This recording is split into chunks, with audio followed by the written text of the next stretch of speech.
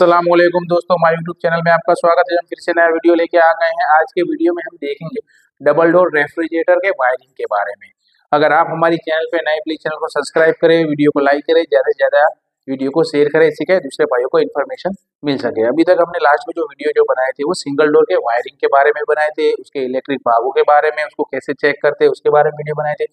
आज हम उसके इलेक्ट्रिक भागों में जो वायरिंग, जो डबल डोर का वायरिंग जो होता है वो कैसे होता है उसके बारे में हम बताएंगे। अगर समझिए अभी तो नए नए मॉडल में इन्वर्टर मॉडल के जो हमारे जो डबल डोर के रेफ्रिजरेटर जो आते हैं, अगर समझिए कि उसको हमें क्या करना है, नॉन इन्वर्टर करना है। तो अगर आपके पास ये चीजों का आइडिया होगा, अगर आपको वायरिंग डबल डोर का आ रहा होगा, तो आप क्या कर सकते हो, इसको नॉन इन्वर्टर कर सकते हो।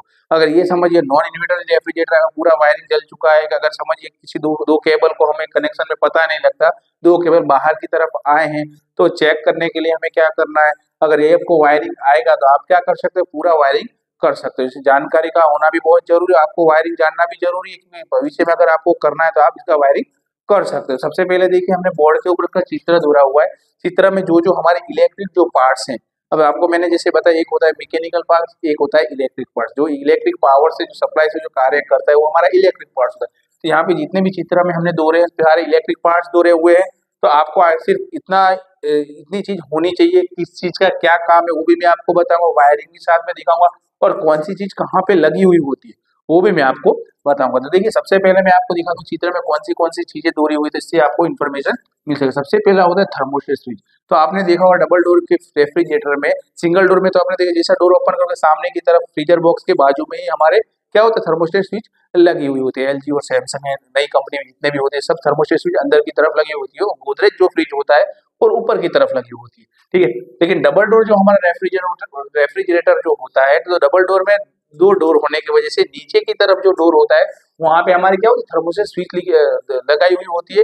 उसमें क्या टेम्परेचर हमें सेट करना होता है, एक से मिनिमम मैक्सिमम ऐसा लिखा भी हुआ होता है। किसी किसी में 1 से 9 तक का नंबर लिखा हुआ होता है। उसे क्या हमें कूलिंग को सेट करना होता है, ठीक है।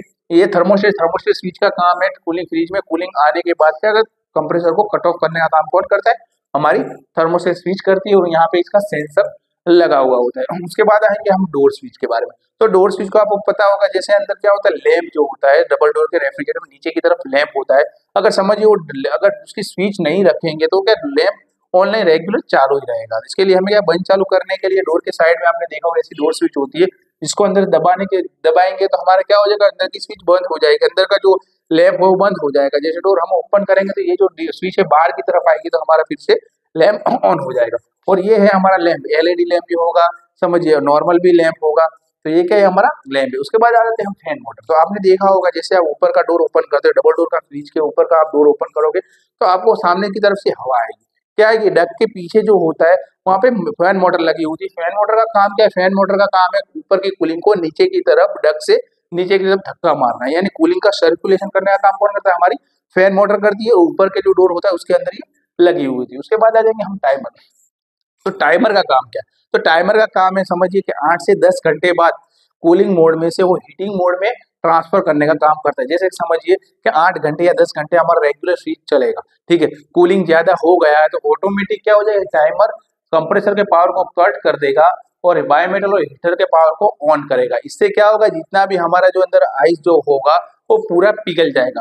उसके बाद फिर क्या, फिर से हमारा कंप्रेसर स्टार्ट होगा। इसका मतलब ये है कि कूलिंग कॉइल के ऊपर ज्यादा फ्रोस्ट होने नहीं देगा, ज्यादा बर्फ होने नहीं देगा। अगर ज्यादा बर्फ होगा तो क्या होगा, नीचे की तरफ कूलिंग नहीं जाएगा, ठीक है, क्योंकि पूरा बर्फ का पहाड़ हो जाएगा। तो जो पंखा है वो क्या करता है, पंखा ऊपर की कूलिंग को नीचे की तरफ डालता है। लेकिन अगर समझिए कि ये 8 या 10 घंटे के बाद ऑटोमेटिक ये हीट मोड में नहीं जाएगा, कूलिंग मोड बंद नहीं करेगा, तो कूलिंग ज्यादा हो जाएगी। इसलिए क्या हमारा टाइमर का यूज किया होता है। और बायोमेटल एक कूलिंग कॉइल की तरफ लगाई हुई होती है, जो प्लास्टिक के पाउच में क्या होता है, पैक किया होता है। उसका काम क्या है, जैसे -5 टेम्परेचर वो कलेक्ट करेगा, तो वो क्या करता है, हीटर को पावर देगा, ठीक है।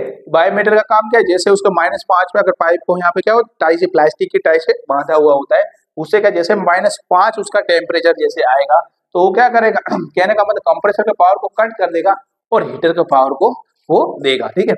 उसके बाद हीटर कहाँ पे होता है, तो हीटर आप देखिए, कूलिंग कॉइल जो होती है हमारी, फिंच टाइप कूलिंग कॉइल जो होती है, उसके नीचे की तरफ क्या लगा होता है, हीटर लगा होता है। उसके बाद साइड में डक होती है, जो हवा नीचे की तरफ जाती है। अगर समझिए वो हीटर क्या होगा, बर्फ पूरा, ये हीटर जैसे ही ऑन होगा तो कूलिंग कॉइल के ऊपर जितना भी बर्फ होगा सारा बर्फ क्या हो जाएगा, पिघल जाएगा।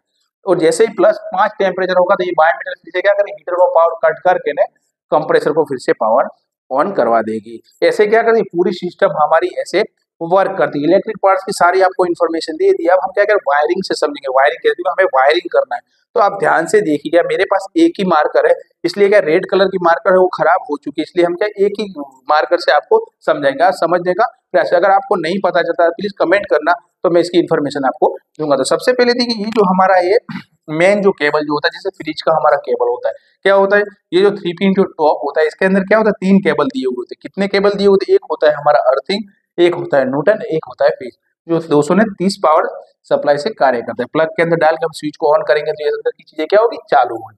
अब समझिए, तो ये सबसे पहले हम क्या करेंगे, 2 केबल जो होते हैं हमारे, एक होता है फेज और एक होता है न्यूटन, ठीक है। तो आज समझिए कि हमारे 2 केबल है और एक हमारा यहाँ पे अर्थिंग दिया हुआ है। यहाँ से मैं आपको ये क्या अर्थिंग, ये यहाँ पे बॉडी पे हमारे देना होता है। तो ये एक केबल में से कितने केबल निकले 3 केबल निकले, 3 कोड वायर हमारा है, ठीक है। और ये हमारा है फेज, ये हमारा है न्यूटन। 3 केबल हो चुके हैं हमारे। अब हमें क्या करना है, कनेक्शन करना है। जैसे हमें कंप्रेसर को स्टार्ट करने के लिए 3 केबल जो 3 कोड वायर जिसे कहते हैं, यहाँ पे क्या होता है, अर्थिंग होता है यहाँ पे लाइन और यहाँ पे न्यूटन होता है। अब समझिए, सबसे पहले आपको क्या करना है, तो सबसे पहले ये फेज जो हमारा हो जाता है वो रेड कलर का जो होता है, जिसमें हमारा पावर आता है, ठीक है। उसको हमें क्या करना है, थर्मोस्टेट की स्विच की एक लाइन पे दे देना है। क्या दे देना, नीचे की तरफ दो। वायरिंग करने में आपको समझने में इजी लगेगा। हमें क्या कर देना है, यहाँ पे लगा देना है। हमने क्या कर दिया, थर्मोस्टेट के 2 टर्मिनल जो होते हैं, एक पे 1 लिखा हुआ था, एक में 2 लिखा हुआ होता है। क्या होता है, एक में 1 होता है और एक में हमारा क्या होता है, 2 लिखा हुआ होता है। तो हमें क्या करना है, समझिए कि यहाँ पे हमने क्या कर दिया, एक पे फेज हमने कनेक्शन दे दिया है। तो एक थर्मोस्टेट का हमारा जो फेज कहाँ पे दे दिया, 1 नंबर पे। यहाँ समझिए 1 नंबर लिखा हुआ है, यहाँ पे 2 लिखा हुआ है। इसका रीजन क्या होगा, तो आपने देखा होगा सिंगल डोर में जैसे फेज हम डायरेक्ट यहाँ पे देंगे, जैसे कंप्रेसर में कूलिंग सॉरी फ्रिज में कूलिंग आ जाएगा तो कंप्रेसर यहाँ पे सेंस करेगा, सेंसर, तो इससे क्या होगा, पावर आगे की तरफ का कट हो जाएगा। क्या हो जाएगा, कट हो जाएगा, यानी आगे की तरफ पावर जाएगा ही नहीं कूलिंग आने के बाद, समझिए। इसलिए हमने क्या कर दिया, एक फेज दे दिया। तो आपने देखा होगा दूसरा वहां से फेज लेके हमें दे देना है डोर स्विच पे। जैसे आपने देखा होगा डबल सिंगल डोर हो डबल डोर हो, एक क्लिप वायर क्लिप के साथ 2 केबल दिए हुए होते हैं। जब भी आप थर्मोस्टेट को खोलोगे, सिंगल डोर खोलो या डबल डोर खोलो, तो आपको वहां पे एक क्लिप नहीं दिखेगी, सिर्फ सॉरी क्लिप एक दिखेगी, लेकिन इसके अंदर केबल 2 दिखेंगे, ठीक है। तो वो क्या करेंगे, डोर स्विच को यहाँ से उसका कनेक्शन दे देंगे। फेज हम क्या कर देंगे, 1 नंबर से डायरेक्ट यहाँ पे दे देंगे। तो आपके मगज में ऐसा आएगा कि ऊपर से देंगे तो क्या प्रॉब्लम है। तो समझिए, जब भी फ्रिज कट ऑफ होगा कूलिंग, तो हमारा कंप्लीट कूलिंग आ जाएगा फ्रिज में, तो क्या हो जाएगा, जैसे हमारा कंप्रेसर ऑफ हो जाएगा, क्या हो जाएगा, कंप्रेसर जैसे हमारा ऑफ हो जाएगा तो साथ में लैंप भी ऑफ हो जाएगा, लैंप भी बंद हो जाएगा। तो हमें क्या करना है, लैंप को बंद नहीं करना। कूलिंग आने के बाद कंप्रेसर बंद होगा, कभी चालू होगा, वो सिस्टम से वर्क करेगा। लेकिन हम एक 2 पे देंगे तो क्या हो जाएगा, लैंप भी साथ में बंद हो जाएगा। यानी हमें क्या करना है, जो मेन पावर जो होता है वहां से फेज को लेना है। इसलिए हमने क्या कर दिया, मेन फेज के पावर को यहाँ पे डोर स्विच पे ले लिया।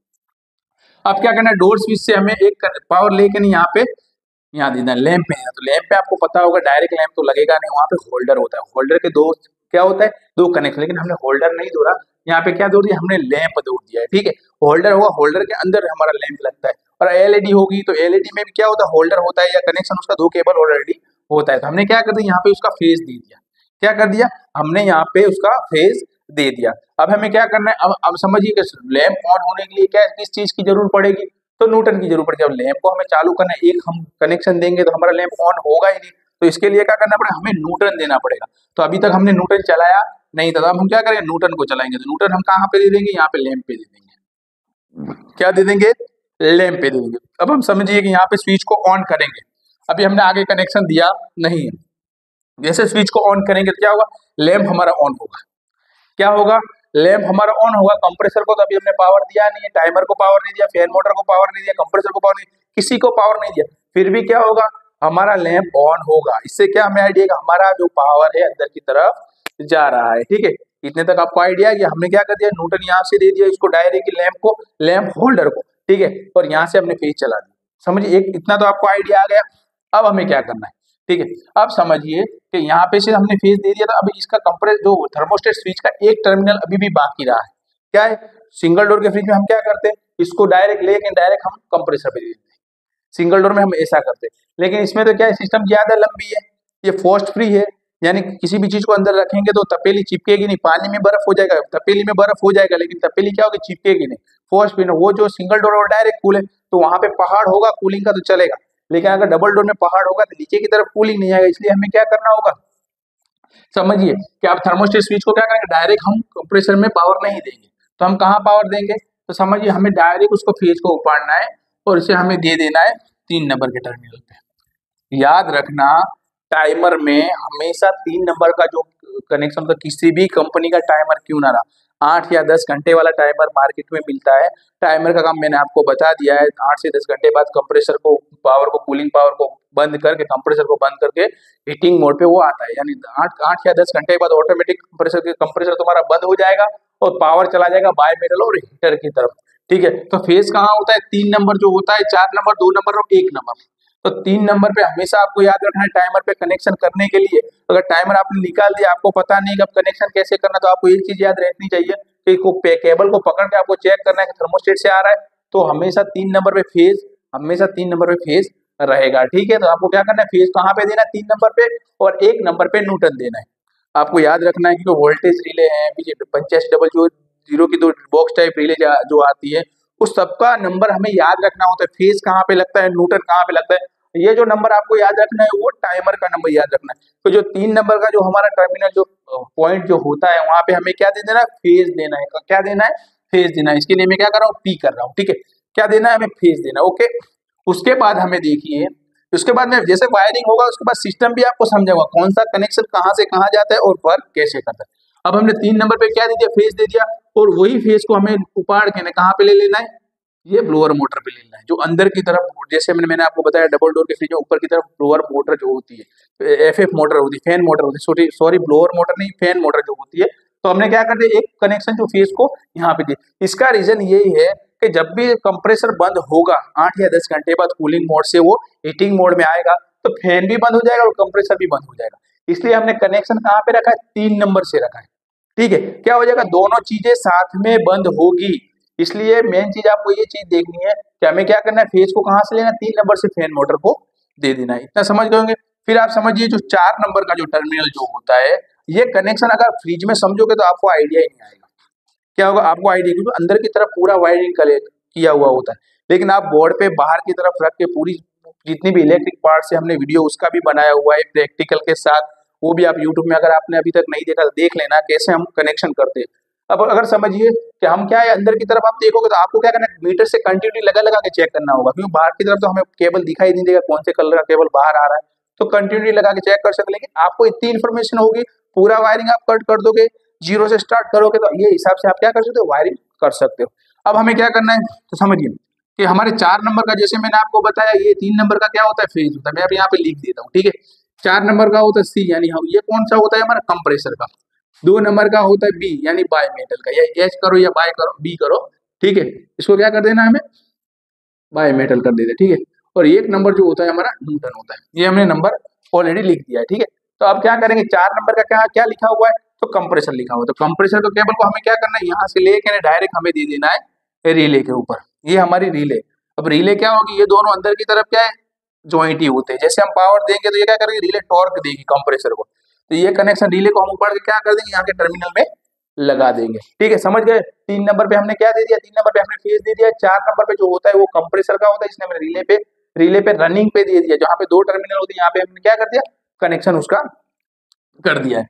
अब हमारा बचा 2 नंबर का। ठीक है, अब 2 नंबर का जो बचा, तो जैसे मैंने आपको बताया, 4 नंबर जो होता है वो कंप्रेसर के लिए होता है, 2 नंबर होता है बाय मेटल और हीटर के लिए होता है।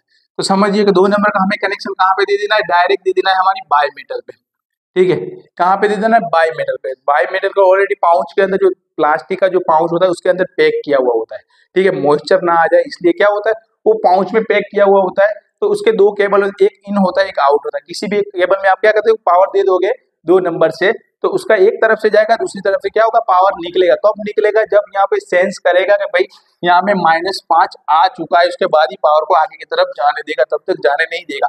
क्योंकि इसको कहाँ पे लगाया होता है, कूलिंग कॉइल की पाइप पे लगाया हुआ होता है। तो वो बाहर का टेम्परेचर चेक किया करेगा, उसके बाद ही हीटर को ऑन करेगा। ठीक है, अब समझिए कि यहाँ पे एक पावर यहाँ पे हमने दे दिया है टाइमर की तरफ। अब हम क्या देंगे, इसका एक कनेक्शन दे देंगे हीटर को। मैंने जैसे आपको बताया बायोमेटल के बाद कौन सा आता है, हीटर। तो हीटर कहाँ पे लगा हुआ होता है, कूलिंग कॉइल के नीचे की तरफ लिया हुआ होता है। समझ गए आप। 3 नंबर पे हमने फेज दे दिया, 4 नंबर को हमें कंप्रेसर के रिले को दे दिया। ठीक है, 2 नंबर को हमने बायोमेटल पे दे दिया और दूसरा जो बायोमेटल का टर्मिनल था वो हमने हीटर पे दे दिया। ठीक है, और 1 नंबर हमारा अभी तक बचा हुआ है।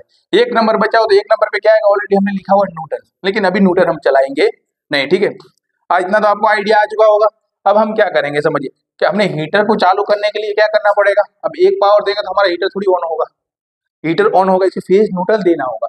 तो हमारी फेज की जो सीरीज थी हमने ये पूरी कर दी है, फेज की सीरीज पूरी कर दी। फिर से एक बार समझा देता हूँ जल्दी से, एक बार आप ध्यान से सुन लेना, उसके बाद हम न्यूटन चलाएंगे, उसके बाद मैं आपको समझाऊंगा। तो यहाँ हमें जो तीन जो टॉप जो होता है उसके अंदर 3 केबल जो होते हैं, एक होता है फेज, एक होता है न्यूट्रल, एक होता है अर्थिंग। तो अर्थिंग हमने बॉडी के ऊपर दे दिया है, ये हमारा फेज। यहाँ पे 3 केबल जो निकल रहे हैं, कितने केबल निकल रहे हैं, 3। तो फेज को हमें दे देना 1 नंबर के टर्मिनल, यानी थर्मोस्टेट स्विच के 1 नंबर के टर्मिनल में हमें क्या कर देना, फेज दे देना, जहाँ पे जिसके अंदर पावर आता है टेस्टर से हम जो चेक करते हैं।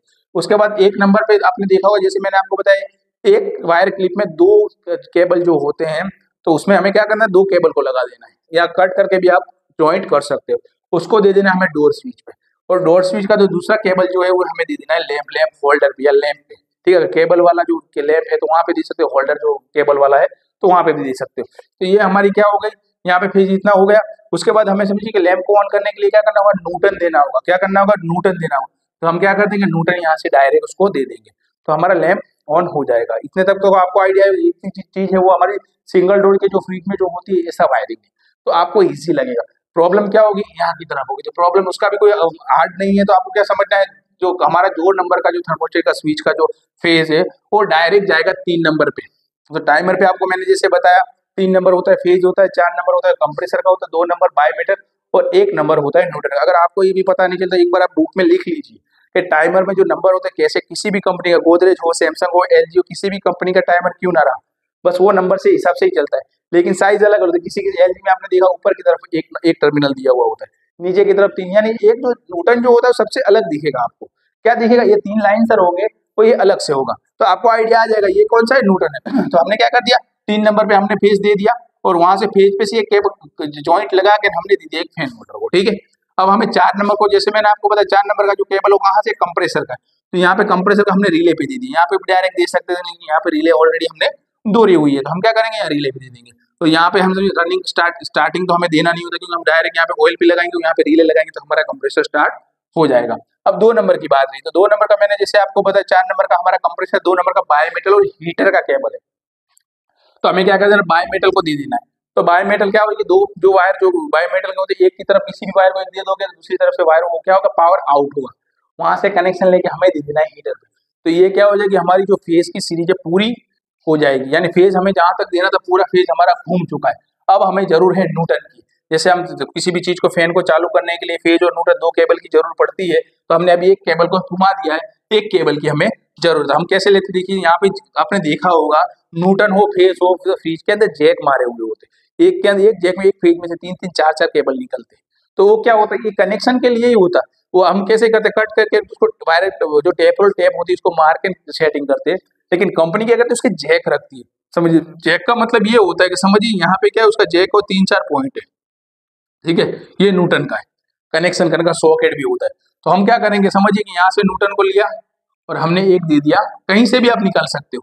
न्यूटन के लिए कोई किसी प्रकार का प्रॉब्लम नहीं है, न्यूटन हमें एक ही घुमाना होता है। फेज तो क्या है, स्टेप बाय स्टेप हमें चलाना होता है कि थर्मोस्टेट में जाना चाहिए, टाइमर में जाना चाहिए, फिर बायोमीटर में जाना चाहिए। लेकिन न्यूटन के लिए ऐसी कोई जगह नहीं है। समझिए, यहाँ से हमने ऊपर इसके यहाँ पे डायरेक्ट क्या लगा दिया, फैन मोटर पे लगा दिया, और हमें ये दूसरा जो जैक है वो हम कहाँ लगा देंगे, 1 नंबर पे लगा देंगे, जैसे मैंने आपको बताया। तो 1 नंबर पे जो हमारा होता है न्यूटन होता है। ठीक है, आपने देखा फैन मोटर को न्यूटन मिल